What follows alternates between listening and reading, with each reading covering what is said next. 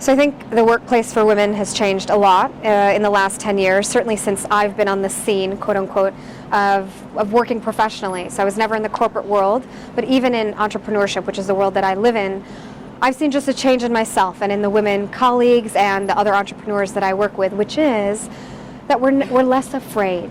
There's still fear, there's still uncertainty that operates in business and I think in entrepreneurship as a whole, but we're less afraid to speak up. We're less afraid to take that risk, even if we are hesitant about it. Even if the answer isn't clear, maybe it's because we have a more supportive community, maybe it's because we have other women speaking out, but I've noticed just more of a leaning in, quote unquote. I think it's the opposite of what Sheryl Sandberg is saying, but a leaning into our own fears and a leaning into our own voices to actually say the things that perhaps we were once scared of, which inevitably will help your career, will help you personally, and is really a tenet of success. So I think leadership is something that can be learned. You know, many people think leaders are born, or you have to have a certain charisma, or you have to speak like Martin Luther King.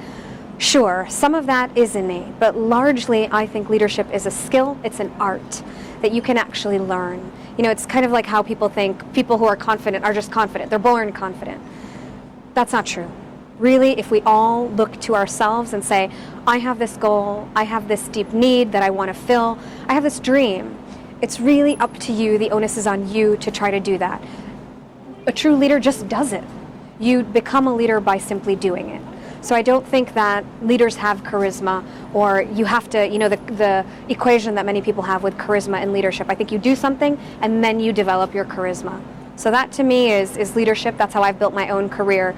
It's just by doing and failing and doing and failing and doing and failing, and ultimately after 10 fails you get to a win. And that's what leadership is. It's not stopping after that failure. I wish I would have known that it wasn't going to be easy. You know, it doesn't happen overnight. I think I'm of the generation that people think we want it so fast, and it's true. We want it so fast. We're impatient.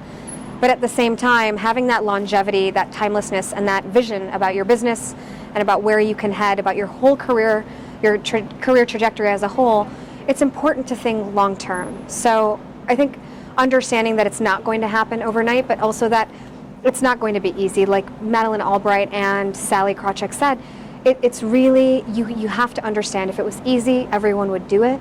And it's just a matter of knowing that and still pushing through that discomfort to do it.